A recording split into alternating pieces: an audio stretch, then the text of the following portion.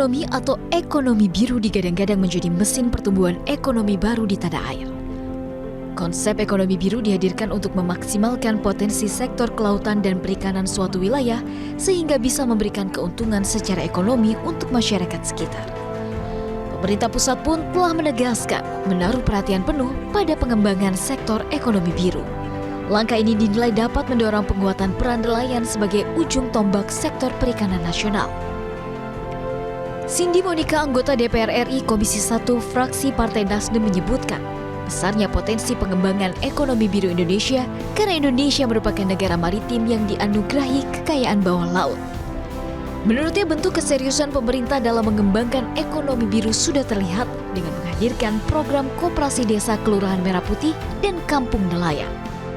Nelayan masih terfokus terhadap penangkapan ikan, tetapi memang secara produksi belum ada bantuan untuk memboost hasil tangkapannya. Untuk itu makanya tadi kita sampaikan bahwa program Kampung Nelayan Merah Putih ini sangat bagus, tetapi kita tentu akan ikut mengawal agar ini betul-betul tepat sasaran dan bisa tidak hanya memfasilitasi cool box dan lain-lain untuk nelayan, tetapi juga bagaimana kita nanti akan mengawal harga dari hasil tangkapan ini bisa sesuai dengan usaha yang dilakukan oleh nelayan, dan tentu kita akan mengawal dan memastikan ini tidak sampai di beginning product tetapi juga end productnya. Diketahui bahwa ekonomi maritim telah menyumbangkan sekitar 7% pendapatan domestik bruto tanah air, bahkan ditargetkan mencapai 15% pada 2045. Oleh karena itu, pemerintah pusat betul-betul serius ingin memaksimalkan sejumlah program prioritas seperti Koperasi Desa Merah Putih dan Kampung Nelayan untuk mendukung ekonomi biru. Garda Pemuda Nasdem yang merupakan organisasi sayap Partai Nasdem pun mendukung penuh rencana pemerintah untuk merealisasikan konsep ekonomi biru. Cindy menyebut bahwa selain bisa memberikan kesejahteraan kepada para nelayan, sektor ekonomi biru berpotensi membuka lapangan pekerjaan baru khususnya para generasi muda. Bahkan Garda Pemuda Nasdem pun telah meluncurkan program restorasi terumbu karang serta penanaman mangrove di sejumlah wilayah. Tidak hanya itu, dalam rangka mendukung pertumbuhan ekonomi biru, Garda Pemuda Partai Nasdem juga memiliki program advokasi nelayan dan pengembangan inovasi dan teknologi di sektor ekonomi biru. Melalui Kongres kedua Garda Pemuda Nasdem, organisasi sayap Partai Nasdem tersebut hendak mendorong program-program ekonomi biru lainnya sehingga upaya memaksimalkan kekayaan laut dan menyejahterakan nelayan bisa terrealisasi secara penuh. Dari Jakarta, Tim Liputan Metro TV. Momentum Kongres kedua Garda Pemuda Nasdem saat ini pemirsa di hari kedua ini masih terus begitu bergulir dan tentunya untuk mencari sejumlah jawaban dan juga evaluasi. Tapi pemirsa bukan saja begitu terkait dengan evaluasi, tetapi ada juga jawaban-jawaban yang mana saat ini kami akan membahas lebih lanjut terkait dengan pemanfaatan khususnya di ekonomi biru dan juga pemanfaatan di maritim. Yang mana saat ini sudah bersama dengan kami kedua narasumber, yakni ada Cindy Monica Salsabila selaku Sekretaris SC Kongres Garda Pemuda Nasdem dan juga Dirga Adi Putra yang merupakan pakar konservasi. Halo, terima kasih sudah bergabung bersama dengan kami, Kak.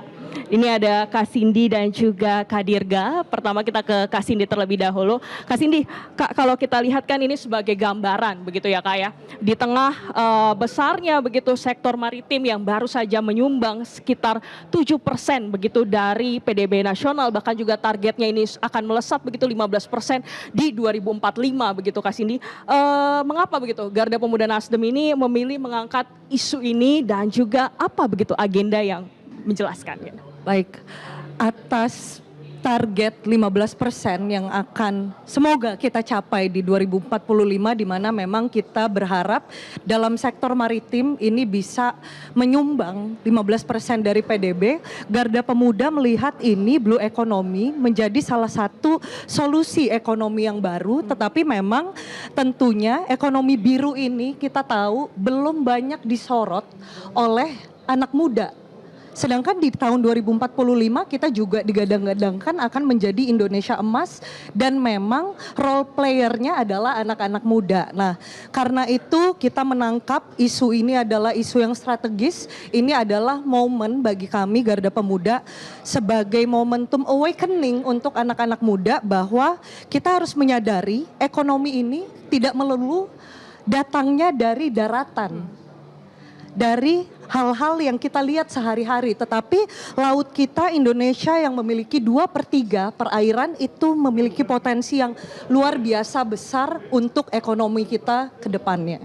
Baik Kak, jadi pemanfaatan begitu ya Kak ya dari sisi bahari ataupun sisi laut begitu Kak. Nah kalau dari Kak Dirga sendiri nih Kak, ini untuk teknis begitu Kak, apa begitu Kak yang menjadi tantangan terbesar ataupun permasalahan bagi para nelayan karena tentunya ini juga ada dukungan begitu dari sejumlahnya itu seperti apa ini Kak? Oke, jadi kalau kita bicara blue economy atau ekonomi biru, kita tidak bisa luput dari instrumen konservasi di dalamnya. Karena ada 3 pilar di dalam konservasi itu, ada pelestarian, perlindungan, dengan pemanfaatan di dalamnya. Jika hanya melestarikan tidak melakukan pemanfaatan, bukan konservasi. Jika kita melindungi tidak ada pelestarian, bukan konservasi. Sehingga konservasi menuntut 3 pilar tersebut. Pelestarian, pemanfaatan, dan juga perlindungan yang ada di dalamnya. Tantangan ke depan adalah dengan 100.000 kilometer garis pantai dengan 6 juta meter persegi luasan laut Indonesia. Betul, saya setuju dengan Kakak Cindy, potensinya sangat luar biasa dan belum dikelola dengan baik, dimanfaatkan dengan baik. Sehingga perlu ada sinergisitas antara governments, non-governments di dalamnya dan juga seluruh masyarakat untuk bisa sama-sama mendukung ke arah blue economy di dalamnya. Baik Kak Dirga, jadi tentu perlu ada kolaborasi begitu ya dari banyak pihak untuk menciptakan ekonomi biru. Nah kalau dari Kak Cindy sendiri Kak, ini pemuda-pemuda begitu ya Kak ya, di Kongres kedua ini Garda Pemuda ini, apa begitu Kak yang harus dilakukan oleh para pemuda ini tentunya untuk dalam memaksimalkan atau mengoptimalkan terkait dengan ekonomi biru ini seperti apa itu Kak? Jadi data yang kami dapatkan dari Kusuka di 2024, dalam ekonomi maritim ini 44% itu masih di ikan tangkap. 40% itu di budidaya perikanan. Sisanya ada di pemasaran dan sangat kecil angkanya 0,6% ini di pengelolaan garam. Jadi sesuai apa yang sudah dikatakan oleh Ketua Umum kami bahwa Garda Pemuda ini tidak hanya fokus di bidang politik tetapi kami berusaha untuk mewadahi segala profesi, baik itu dokter dan lain-lain, dan salah satunya profesi ya pembudidaya air tawar atau kelautan. Kami siap untuk mewadahi anak-anak muda yang akan berkontribusi, bersumbangsi kepada negara. Nah karena kami memiliki program strategis, yaitu kita memang concern terhadap blue economy, dan sesuai yang disampaikan kepada Kak Dirga bahwa memang blue economy ini tidak terlepas, tidak hanya pengembangan ekonomi, tetapi ada keadilan sosial di sana, ada kelestarian lingkungan di sana. Nah kita ingin membuka wawasan, membuka literasi dan pemahaman kepada anak muda bahwa saat ini fokus anak muda terhadap lingkungan itu masih dititik beratkan terhadap balik lagi daratan, hutan dan lain-lain. Anak muda harus tahu bahwa 50-70% oksigen yang dihasilkan oleh dunia itu diproduksi dari laut, di mana 40-50%, correct me if I'm wrong Kak Dirga, itu berasal dari fitoplankton. Nah ini salah satu seruan atau campaign yang Garda Pemuda juga ingin sampaikan kepada anak-anak muda dan akan kita eksekusi melalui program aksi, bahwa apabila kita ingin mengoptimalisasikan blue economy ini, maka kelestarian laut itu harus betul-betul kita jaga juga. Jadi kami berharap kami bisa mensosialisasikan ini kepada anak-anak muda di seluruh Indonesia dan mengajak juga merangkul melalui program aksi yang akan kami laksanakan agar kita bisa melestarikan yang namanya laut kita itu tadi. Baik Kak Cindy. Nah kalau dari Kak Dirga sendiri nih Kak, kan tentu dalam prosesnya sendiri tadi Kak Cindy juga sempat menyinggung begitu kalau ternyata bahwa banyak anak muda ini lebih berfokus begitu memang untuk menjaga lingkungan, tetapi ini berfokus di daratan begitu Kak. Ini tantangan terbesar atau kesulitannya itu seperti apa sih Kak untuk mengajak bahwa kita punya laut begitu Kak? Ini seperti apa itu Kak? Mungkin kalau ada bahasanya sudah cukup untuk membelakangi laut, sekarang sudah saatnya kita menghadap ke laut. Sehingga sebenarnya konteks blue economy itu luas, jadi tidak hanya melulu seperti yang Kak Cindy sampaikan, perikanan tangkap dengan aquaculture budidaya. Di dalamnya ada ekoturism Kakak, di dalamnya ada transportasi logistik maritim. Di dalamnya ada lagi konservasi baik itu dalam bentuk habitat, ekosistem maupun ke genetik ataupun jenis. Sehingga luas sebenarnya ruang kerja daripada kerja ekonomi biru itu. Nah sehingga gagasan tadi dipraktekkan dalam bentuk aksi, dipraktekkan dalam bentuk program. Nah justru itu yang mungkin akan bisa menjadi daya tarik baru bagi generasi muda mendatang untuk wah ternyata seru ya main di laut. Gak hanya kita main di hutan tapi laut juga gak kalah serunya.